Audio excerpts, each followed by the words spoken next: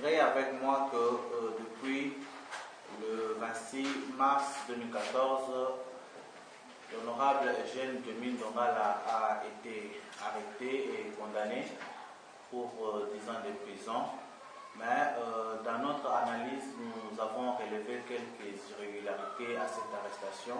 C'est pourquoi nous vous avons convoqué pour faire le point sur cette arrestation. Sans plus tarder, nous allons donner la parole à Maître Georges Kapiamba, qui est le président national de la CAGE, qui pourra nous en dire un peu plus. Maître, vous avez la parole. Je remercie aussi les amis journalistes et surtout ceux qui sont arrivés à temps depuis 14 heures juste, comme nous l'avions souhaité, parce que nous pensions qu'il faut rapidement tenir ces points de presse et leur laisser le temps d'aller préparer les papiers de leur reportage, ce qui fera que nous n'allons pas vous prendre beaucoup de temps. Nous avons déjà distribué un communiqué sur Internet afin de vous permettre d'avoir un soubassement pour rédiger vos papiers.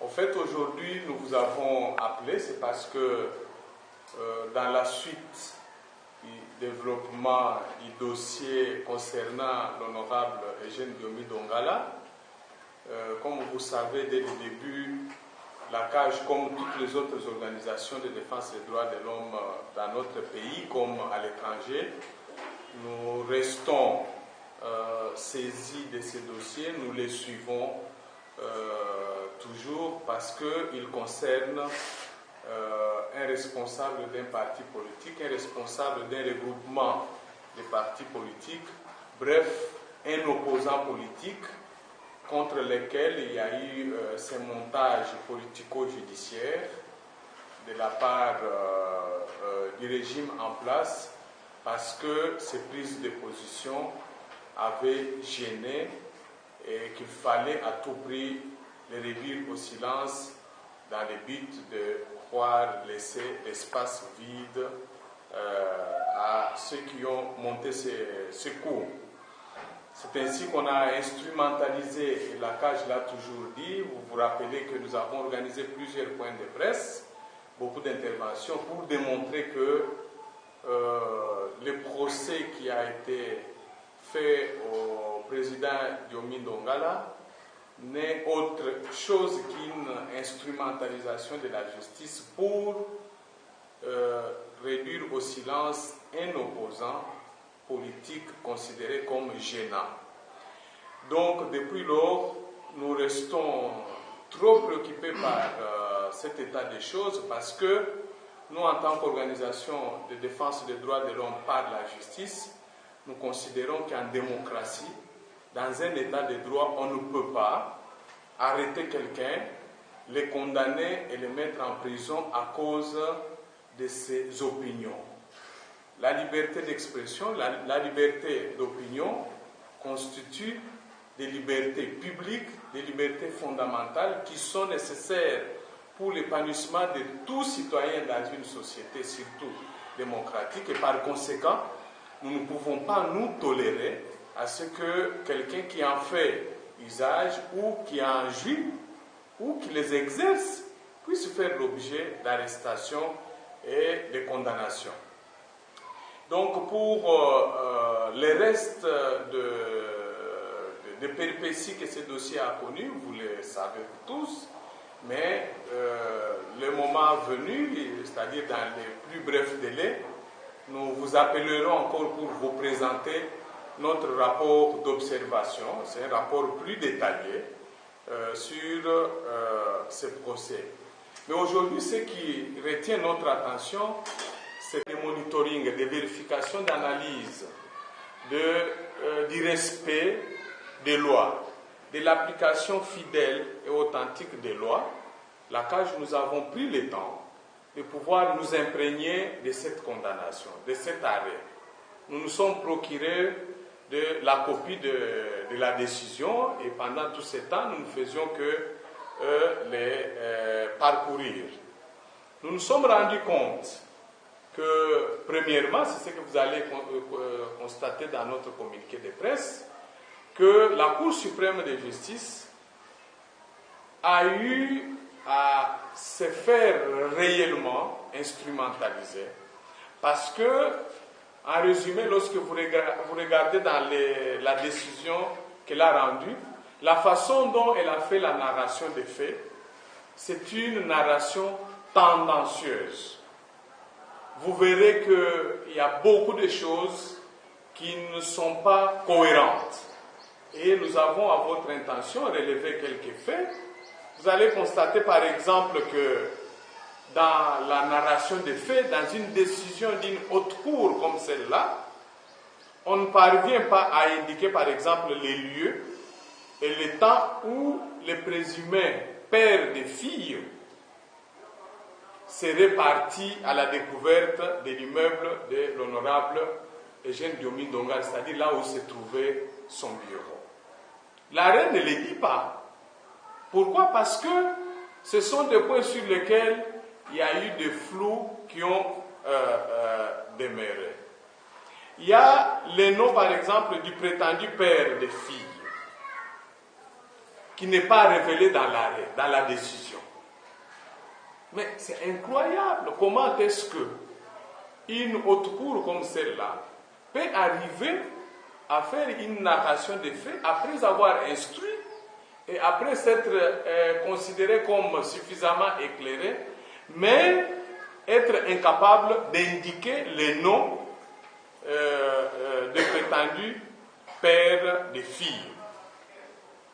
Et puis, vous allez constater ce que nous avons constaté, que la Cour n'a pas pu expliquer l'irruption intentionnelle de la jeep de la police, par exemple, au lieu où les prétendus pères des filles auraient frappé les deux filles, parce que on avait considéré que, et ça a été toujours soutenu, que c'était par hasard que la police qui aurait été en patrouille se serait retrouvée à l'endroit où les prétendus pères étaient en train de frapper les filles, pour qu'elles puissent lui dire ou lui indiquer l'endroit où ils s'étaient retrouvés le lendemain, lorsqu'elles étaient rentrées tard à la maison.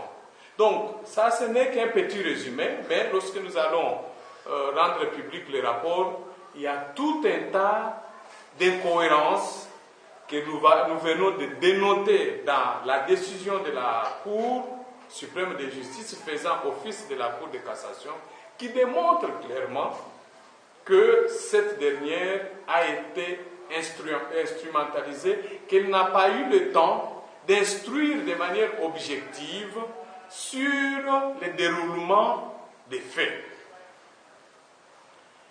Et la CAJ, nous avons encore constaté, en épulchant cette décision de justice, et ce qui a été dit tout ce temps, qu'effectivement, le président Diomi Ndonga a été empêché à dessein et de manière volontaire à pouvoir se défendre.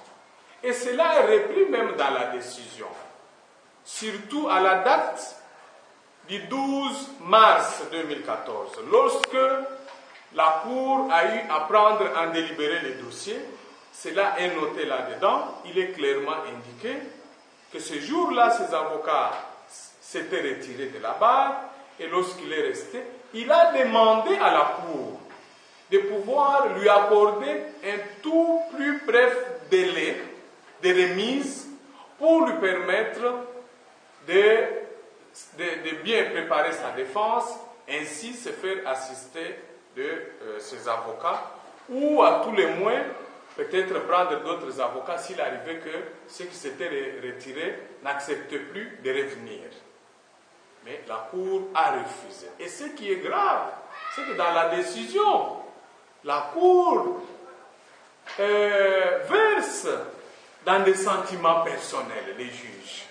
Ils disent par exemple que la Cour ne peut pas réouvrir les débats, par exemple, parce qu'elle a constaté, et ça c'est une juridiction qui le dit, qu'elle a constaté que depuis que ce procès avait commencé, les prévenus, à savoir Eugène Diomi Ndonga et ses avocats, ont multiplié des dilatoires pour retarder la décision qui devaient intervenir dans les dossiers. Allez-y comprendre quelque chose. Qu'une juridiction de droit écrit, c'est-à-dire une cour, une autre cour qui est appelée à protéger les droits de la défense, se permet de faire l'état de ses propres opinions, ses sentiments personnels, c'est-à-dire ça, ce sont les sentiments des membres qui ont siégé, en considérant que la demande d'une remise constitue un dilatoire de la part de quelqu'un qui était resté dans la salle sans avocat et qui devait faire face au ministère public sur des questions de droit, des questions techniques. Est-ce que c'est normal ça? On n'a jamais vécu ça. Et ça ne peut pas se faire, ça ne peut pas se concevoir. Parce que une juridiction, les juges, ce sont des gens qui doivent être, comme on dit, au-dessus de la mêlée. Ils ne doivent pas se mêler des sentiments. Ils doivent juger toutes les personnes qui sont devant eux comme des personnes d'abord qui sont censées être innocentes jusqu'à ce que la décision de leur culpabilité soit prononcée. Mais comment est-ce que les membres de cette cour ont pu considérer que la demande d'une remise constituait un dilatoire, des manœuvres dilatoires pour retarder, et surtout pour se défendre par rapport au ministère public. Donc vous comprenez déjà qu'avec cette décision aujourd'hui, nous avons à suffisance de preuves établissant que ceux qui avaient siégé comme juge dans la cause qui a débouché à la condamnation de 10 ans de prison ferme de l'honorable Eugène Diomine Dongala, c'était des juges non indépendants, non impartiaux. Parce qu'un juge indépendant ou un juge impartial ne peut pas soutenir ce genre de choses. Il doit seulement constater que le prévenu a sollicité la remise parce que ses avocats n'étaient plus là. Nous lui avons accordé cette remise et qu'à la date de la remise, par exemple, il n'a rien fait pour faire venir ses avocats ou que ses avocats étaient venus. Nous lui avons accordé la parole et le temps suffisant pour se défendre et qu'il n'a pas voulu se défendre. Et par conséquent, nous considérons que son silence vaut l'acquiescement. C'est comme ça que le juge doit se comporter. Mais ici, je vous dis sincèrement que ces raisonnements établissent clairement que le président Diomine Dongala n'a pas eu droit aux juges indépendants et impartiaux. Enfin, nous avons constaté que comme ça a été dit, qu'il n'avait pas eu droit à son juge naturel, tel que garanti par la Constitution et les instruments juridiques internationaux, qui disent que toute personne a droit à être jugée que par son juge naturel. De telle sorte qu'aujourd'hui, un citoyen civil qui n'a jamais été militaire ou qui n'est pas militaire, qui aurait commis les infractions, et surtout s'il ne les a pas commis avec des militaires ou des policiers, ne peut pas être arrêté et être jugé par des militaires. Si on l'amène là-bas, il va dire seulement que non, vous êtes incompétent, parce que vous n'êtes pas mon juge naturel. Mon juge naturel, moi en tant que civil, c'est le juge civil. Donc je dois aller là-bas. Ou lorsqu'il arrive là-bas, au lieu que la composition du tribunal soit constituée de nombre, si c'est de 5, tel que prévu par la loi pour cette juridiction, s'il fait face seulement à 2 ou 3, il doit leur dire que non, je ne suis pas en face de mon juge naturel, parce que la composition telle que vous êtes aujourd'hui viole l'article tel qui dit que cette juridiction, lorsqu'elle doit siéger, elle doit être constituée d'autant de juges. Mais comme vous n'êtes pas complet, je vous demande d'abord de rentrer, d'être complet pour que je puisse maintenant répondre. Parce que c'est mon droit aussi d'être jugé dans les formes prévues par la loi. C'est ça qu'il faut entendre par juge naturel. C'est à la fois les tribunaux composés ou constitués des juges qui sont prévus pour les cas, pour la personne, et le nombre tel que déjà prévu par la loi. Or, dans son cas, la Cour suprême faisant office de la Cour de cassation, il est dit que, comme lui était poursuivi pendant cette période comme député, il était logique qu'il soit justiciable ou qu'il soit présenté devant la Cour suprême de justice qui fait office de Cour de cassation. Et la loi indique que lorsque la Cour suprême de justice siège comme Cour de cassation, pour juger notamment quelqu'un comme un député, parce que le député, quand il est déféré devant la Cour de cassation, il est jugé en premier et dernier ressort. La composition de cette juridiction-là, c'est-à-dire de cette Cour suprême faisant office de la Cour de cassation, doit être celle qui est constituée ou composée de 7 membres. Et la loi indique, c'est l'article 34, indique que même les 7 membres-là doivent être 4 qui sont tous des présidents des chambres, donc doivent être des présidents des chambres de la Cour suprême, et les 3 doivent être des conseillers parmi les plus anciens.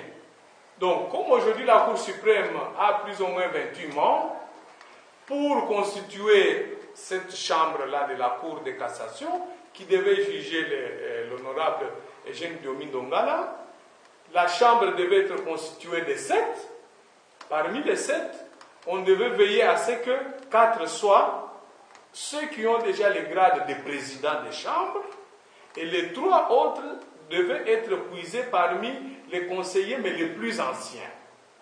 Mais lorsque nous prenons la décision du 26 mars de l'année en cours, nous constatons qu'il n'y a eu que 5 membres qui ont composé la chambre qu'il a jugée et qu'il a condamnée. Et parmi les 5 là, il n'y a qu'un seul président, un seul magistrat qui a le grade de président des chambres, à savoir les magistrats Ngoï Kalenda. Les restes, ce sont des conseillers tous. Et nous avons constaté que parmi les 4 conseillers là-bas, 2 sont les récents à être nommés, c'est-à-dire ceux qui ont été promus au grade de conseillers l'année passée. Donc, vous comprenez que dans son cas, il a été jugé et condamné par la Cour suprême faisant office de Cour de cassation, mais en violation de la loi. Parce qu'on n'a pas respecté le contenu de la composition. Donc il y a eu une chambre qui a siégé de manière irrégulière. Et en cette matière, la loi dit que lorsque une juridiction a siégé de manière irrégulière, la décision qu'elle prononce est non exécutoire. C'est-à-dire, elle est nulle. Elle n'a pas de force exécutoire. Une pareille décision, parce que c'est une décision irrégulière. En d'autres termes, aujourd'hui, nous avons, les droits, où nous sommes en droit de considérer que M. Eugène Biomi Ndongala est détenu sur base d'une décision rendue par une composition irrégulière, donc une décision illégale. Et que par conséquent, il doit être remis en liberté. Parce que n'ayant pas été condamné par une juridiction composée de manière régulière. Et la preuve de ce que nous disons, c'est que nous avons constaté entre-temps que lorsque le dossier du député Jean-Bertrand Ewanga commence, la Cour suprême, la même Cour suprême faisant office de Cour de cassation, a eu maintenant la présence d'esprit, je ne sais pas, ou pour quelles raisons, mais nous considérons que c'est pour des raisons subjectives, a eu cette fois-là à composer la chambre à 7. Même si, nous considérons que même dans le cas de Ewanga aujourd'hui, on n'a toujours pas scrupuleusement respecté la loi, parce que parmi les 7 là, nous avons constaté que la dernière fois, il n'y avait que le président Touka, qui seul a la qualité de président, et que tous les restes, ce sont des conseillers. Donc, même dans ces cas-là, en dépit du fait qu'il y a maintenant 7 qui composent la Chambre, on n'a toujours pas respecté la loi. C'est ça l'esprit de la Cour suprême.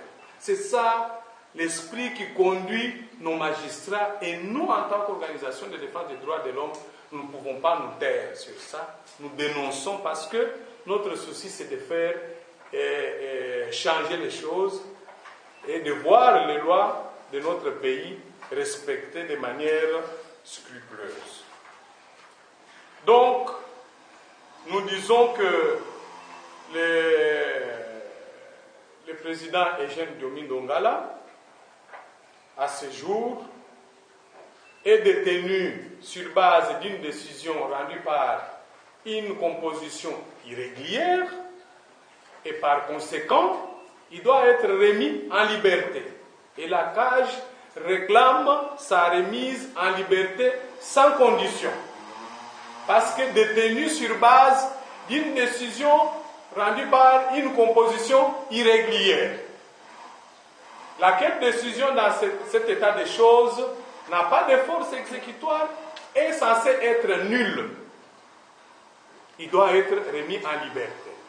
Et dans la lettre que nous avons envoyée au premier président de la Cour suprême, dans laquelle nous avons soumis les mêmes observations en attendant de lui communiquer notre rapport détaillé, nous lui avons fait savoir qu'au terme du droit international des droits de l'homme, une personne qui est détenue sur base de décisions non légitimes ou non légales, cette personne est à considérer comme victime de torture au terme de la définition donnée par l'article 1er de la Convention qui interdit la pratique de torture ou de mauvais traitements. En d'autres termes, aujourd'hui, les douleurs qu'il est en train de subir, les souffrances qu'il est en train de subir par le fait de cette détention, considérée comme étant faite sur base de cette décision que nous décrions au vu de ces éléments, il est aujourd'hui victime de tortures. Et comme la RDC a déjà ratifié cette convention, a même introduit dans son arsenal juridique interne l'infraction de torture, nous avons relevé à son intention qu'ils doivent éviter demain après-demain d'être eux-mêmes individuellement, avec tous les autres qui concourent à cette détention, d'être poursuivis, soit sur le plan interne, soit sur le plan international, pour torture. Et nous espérons recevoir du premier président, dans les meilleurs délais, c'est-à-dire avant la publication de notre rapport détaillé, au moins nous lui avons donné la quintessence de ces rapports, leur point de vue, leurs observations, qui nous disent par exemple que non, cette décision est valable et qu'ils nous justifient pourquoi dans le cas de l'honorable Diomi Ndongala, la Chambre a siégé à 5 au cours de la même année, et au nom de la même loi, pour l'honorable Jean-Bertrand Ewanga, la Chambre siège aujourd'hui à 7. Et vous qui passez souvent, qui suivez ces procès, vous savez qu'il siège à 7. Et nous avons des preuves. Nous avons pris soin d'obtenir même la copie de l'ordonnance. L'ordonnance de mise en détention préventive de l'honorable Ewanga, qui reprend tous les 7 noms. Et nous avions même mis en annexe de notre lettre la copie de cette ordonnance pour que le premier président ne prétexte pas l'ignorance de l'existence de cet état des choses. Donc, voilà pourquoi aujourd'hui, nous avons pensé, après avoir lui envoyé cette lettre, après avoir encouragé aussi l'honorable Eugène Diomi à exercer toutes les voies de recours, et nous les félicitons pour l'avoir fait à travers ses avocats, parce que ces avocats aussi ont écrit au premier président pour relever les mêmes problèmes, et il a même introduit une requête en prise à partie contre les 5 magistrats, dont le président Ngoï Kalenda, qui ont siégé en violation flagrante de la loi. Qui, comme vous l'avez vu dernièrement, il a encore siégé comme président dans une autre chambre, mais cette fois-là à 7. Alors, ils doivent maintenant justifier pourquoi, dans le cas de Diomi Ndongala, ils ont siégé à 5. Et que, dans la suite, maintenant, la Cour suprême siège à 7. Voilà pourquoi, chers journalistes, membres de la presse, nous avons pensé vous entretenir sur cette question et nous avons recommandé vivement aussi au président Diomi Ndongala de ne pas hésiter à pouvoir exercer toutes les voies de recours, même sur le plan international, c'est-à-dire devant les mécanismes de respect des traités, les organes des traités des Nations Unies, afin de faire défendre ses droits et éventuellement obtenir, pourquoi pas, l'annulation de cette décision sur le plan international pour violation grave de ses droits fondamentaux. Voilà ce que nous avions à vous dire en résumé et nous restons à votre disposition pour quelques questions de clarification. Merci, Maître Georges, pour cet exposé qui est si clair. Je crois que nous avons tous suivi la pour dénoncer les différents qui ont été relevés dans l'arrestation. Sans plus tarder, nous allons passer Muriel avec. Oui, merci. Muriel, Maître, c'est pour savoir pourquoi Diomi Ndongala, qui a été condamné déjà à 10 ans de prison, il est encore une fois de plus traîné au TG Gomé par le même parti et autour des mêmes faits. Donc, c'est un peu ça ma question. Allora, detto Congo FM. Maître Georges, vous venez de dire que vous avez soumis un rapport détaillé à la Cour après la condamnation du député Eugène Diomi Ndongala. Est-ce que ce n'est pas ce que vous-même vous appelez, est-ce que vous n'êtes pas tombé dans votre propre turpitude pour avoir séché la dernière audience qui a vu le député Eugène Diomi Ndongala condamné à 10 ans du fait que vous n'avez pas plaidé? Est-ce que vous n'êtes pas vous-même coupable en tant que ses conseils? Merci. J'ai une question à poser à Maître Georges. Depuis la décision arrêtée par la Cour suprême jusqu'à la date d'aujourd'hui, est-ce que cette résurgence est venue par le fait que son collègue Bertrand Ewanga est arrêté et vous avez pu faire la comparaison entre les deux décisions, ou alors ce sont peut-être vos analyses qui ont été un peu lentes jusqu'à ce que le fait de Ewanga vous surprenne? C'est Chantal Kaba sur les Congo et Télévision. J'aimerais savoir, parce que Maître Georges, vous avez parlé de la composition qui a été à 5 magistrats, qui était composée de 5 magistrats, et de l'autre côté, il y a 7 magistrats par rapport au dossier Ewanga. Mais est-ce que ce moyen, cette exception a été soulevé à l'audience? Et j'aimerais savoir quel a été le sort qui a été réservé à la Cour suprême de justice par rapport à cette exception. Donc, est-ce que la Cour s'est prononcée malgré l'exception d'irrégularité? Je ne sais pas comment la Cour s'est prononcée. Moi, je voudrais seulement avoir un petit éclaircissement. La Cour suprême de justice n'est peut-être siégée que faisant office de cour de cassation ou faisant office de cour constitutionnelle, ou peut-il aussi siéger en tant que Cour suprême de justice tout court? Parce qu'il n'a pas compris, jugé au premier dernier sort. Or, c'était un premier procès, il n'est pas là en cassation, mais comment a-t-il été jugé par une cour de cassation? Il n'a pas bien compris. Myriel demande pourquoi on l'a encore traité devant le TGI. Bon, on ne l'a pas traîné devant le TGI pour les mêmes faits. C'est une différence qu'il faut faire. Au TGI, ce sont maintenant les parties qui se considèrent comme victimes qui l'ont traîné là-bas pour demander les dommages et intérêts. Partant du fait que, comme on l'a condamné par la Cour suprême, ils ont maintenant une base pour justifier la demande des dommages et intérêts. Donc là-bas, au TGI, c'est seulement pour les dommages et intérêts et ils ont introduit une demande de 20 millions de dollars. Vous voyez que c'est vraiment fou. Bon, c'est leur droit d'écrire ce qu'ils veulent. Hein? Alors, c'est différent, donc c'est important de les mentionner. Cyril dit, on a séché. Non, d'abord je voudrais dire que nous, en tant qu'ACAJ, nous ne sommes jamais intervenus directement en tant que conseil dans le procès.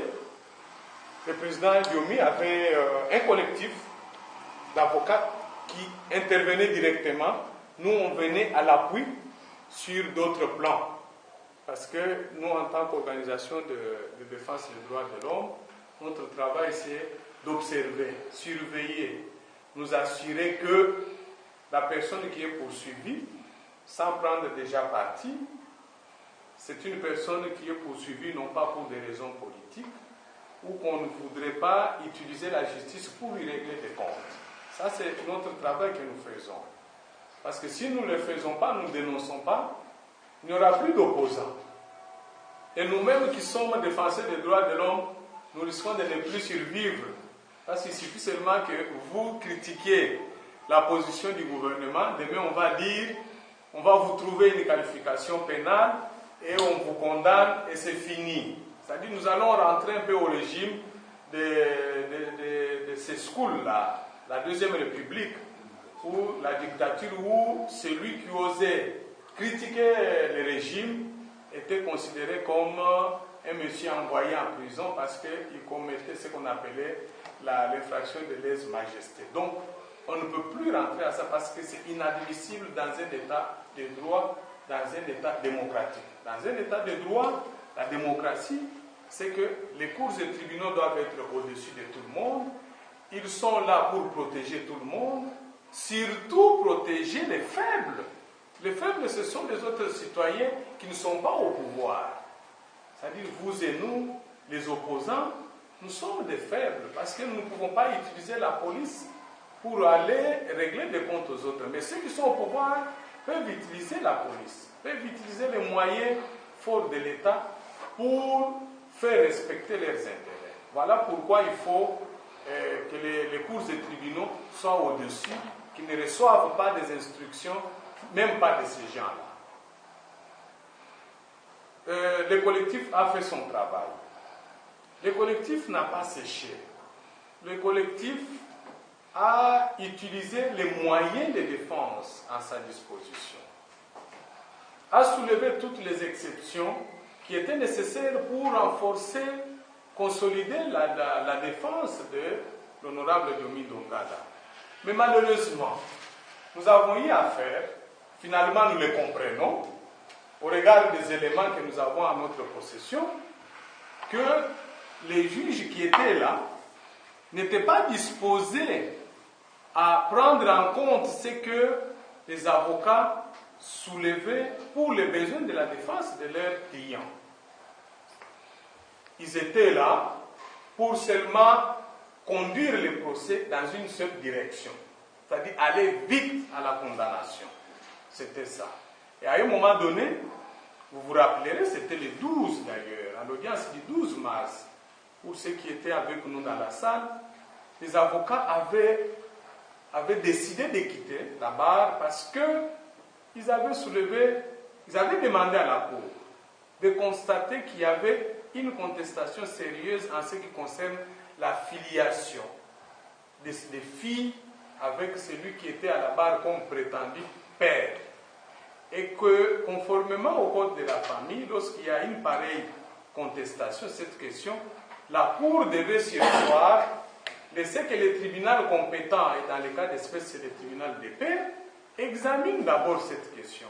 Disent si oui ou non, au regard des éléments, ce monsieur était réellement le père de ses filles.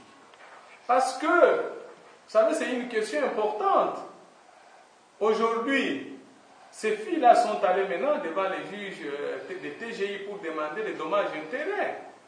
Mais il fallait d'abord qu'on démontre si réellement c'était leur père, celui qui avait agi à l'époque comme plaignant, qu'on sache en quelle qualité, parce que lui prétendait être leur père, alors que selon les informations qu'elle détenait, ce monsieur-là n'a jamais été leur père. Il était considéré, selon les informations à leur possession, comme quelqu'un qui a été utilisé dans les montages politico-judiciaires afin de justifier l'arrestation de l'honorable Eugène Diony Longala. Mais la Cour a refusé, a dit qu'elle joignait cette exception au fond. C'est ainsi que les avocats étaient fâchés, ont dit nous ne pouvons pas accepter de continuer à cette allure-là, ils se sont retirés. Mais je vous informe que dans les pratiques judiciaires, lorsque quelqu'un est poursuivi devant un juge et que les avocats viennent acquitter, l'attitude du juge, ce n'est pas de continuer. L'attitude des juges, c'est d'abord de demander à la personne, vos avocats sont partis. Acceptez-vous de vous défendre seul ou vous avez besoin d'un délai raisonnable pour que vous puissiez soit rediscuter avec eux, pour les convaincre à revenir, ou que vous puissiez recourir à d'autres avocats. C'est ça l'attitude responsable d'un juge indépendant et juge impartial. Mais ce n'est pas ce qui a été fait dans les cas d'espèce. Donc ne tombez pas dans ces pièges-là, parce que demain après-demain, vous pouvez être sollicité par un membre de famille, un ami, qui vous appelle et qui dit par exemple, Cyril, expliquez-moi, vous avez l'habitude de faire des reportages sur les dossiers judiciaires. Dites-moi un peu, là je suis devant un juge, est-ce que puis-je accepter de répondre ou je peux